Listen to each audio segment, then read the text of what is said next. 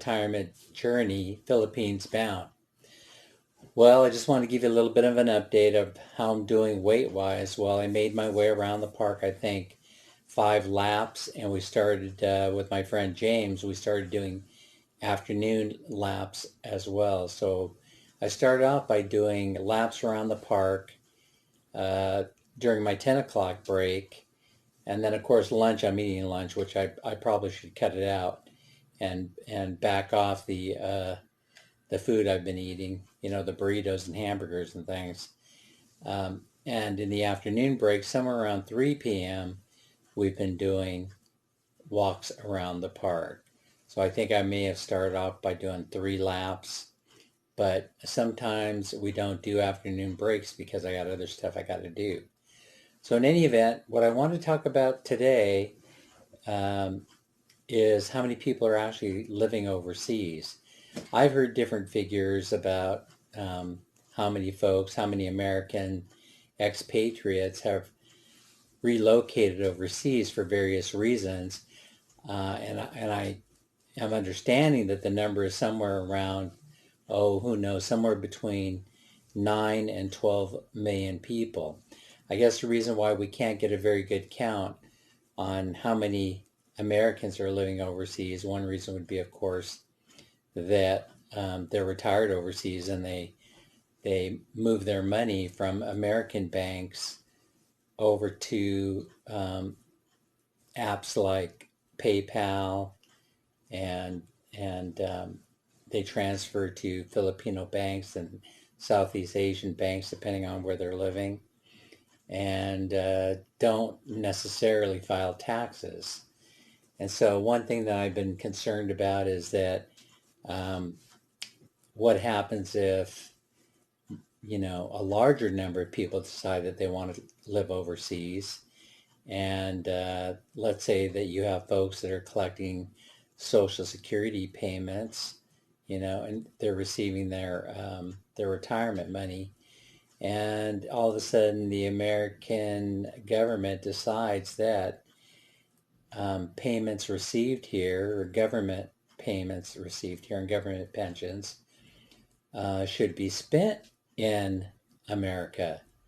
And so maybe they decide that they pass legislation where they decide to give a discount for those that are living overseas, using the rationale that money made here should be spent here.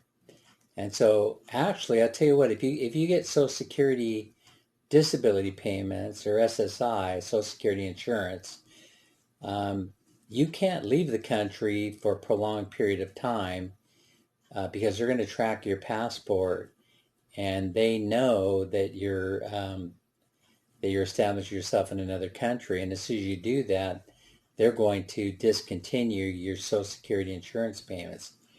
SSDI, Social Security Disability Insurance, works a little bit differently. That's earned money, which means you worked for it. And so it's treated differently in that they don't cut you off if you decide that you want to live overseas.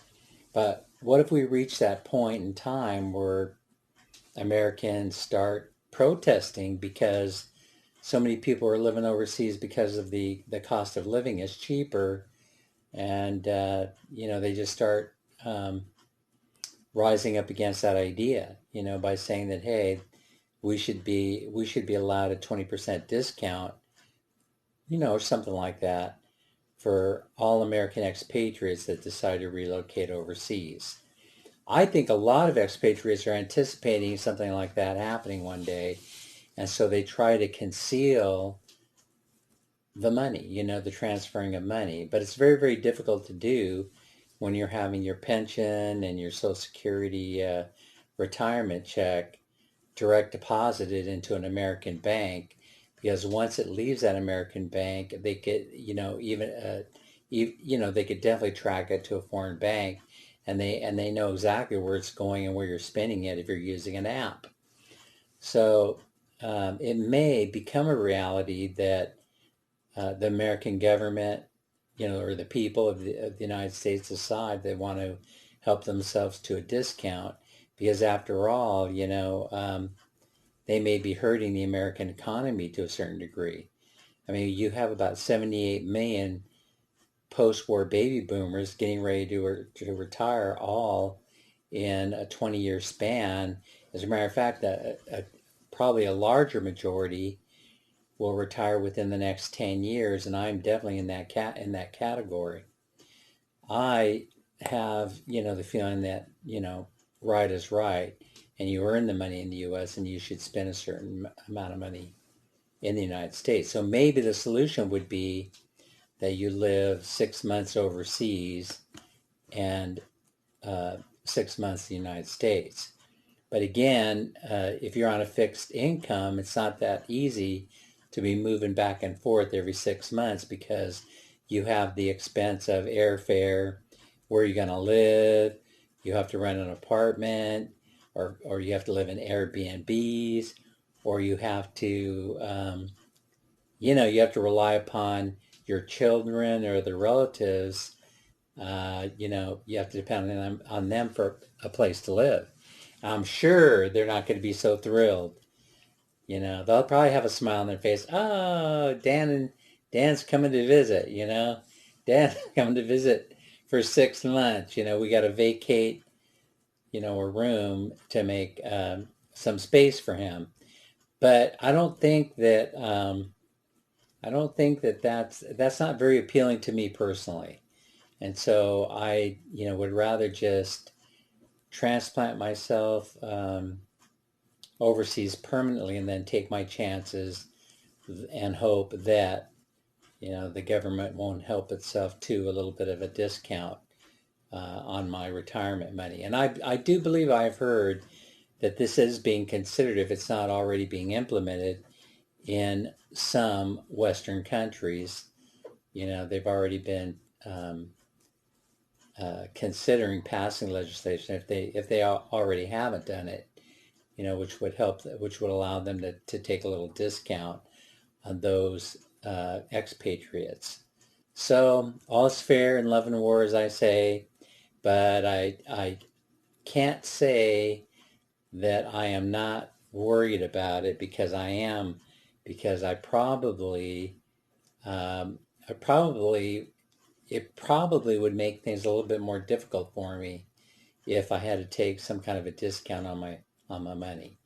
Another thought that I had, though, was that as long as you're on U.S. territory, then you probably would be good to go. So in the case of living in the Philippines, the options would be, the closest island is probably a 4 or 5 hour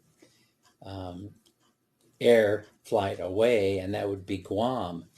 And so there is the possibility that, you can live a certain so many months, certain period of time over there in Guam, and then that would be U.S. soil, and then you could return back to the Philippines after you've spent the requisite period of time on the island of Guam, or some other U.S.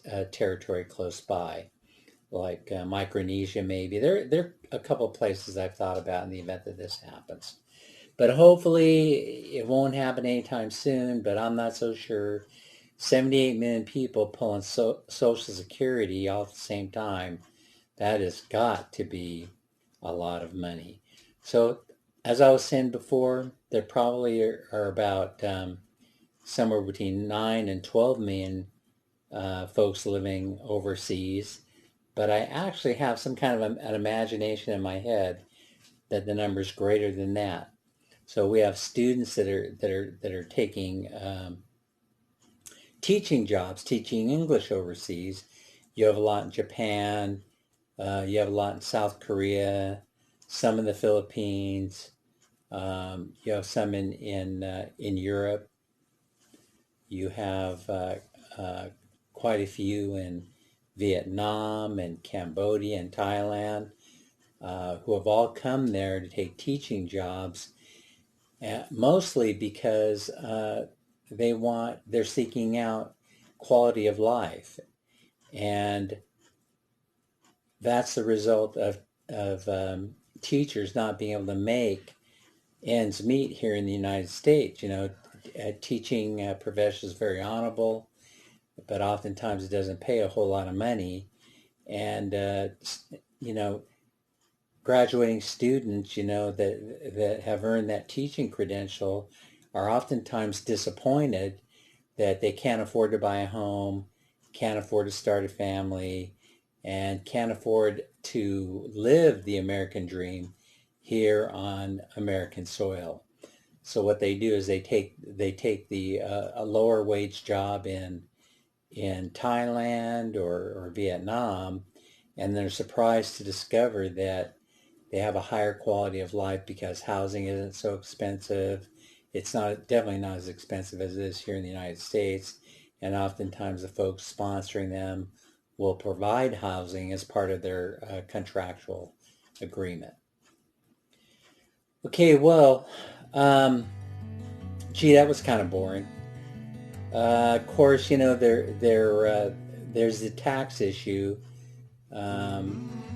also that has to be dealt with overseas. And I think the Philippines and the United States have an agreement. They won't double tax retirement money. So they don't double tax your retirement funds. You get a pass in the Philippines because they know that the U.S. is going to collect their fair share, and I guess they have a treaty or some kind of an agreement that allows you to live in the Philippines without having to suffer through double taxation. But not all countries are like that. The United States doesn't have agreements with all countries. So in some cases, if you decide you want to live in a country overseas, you're going to have to do your homework. You're going to have to find out what the tax consequences are if you should decide to relocate. As I was saying that in one of my previous videos, the main attraction is lower cost of living. I was talking about folks that are very successful there, making ends meet on $1,500 per month. I'm going to have quite a bit more money than that to work with.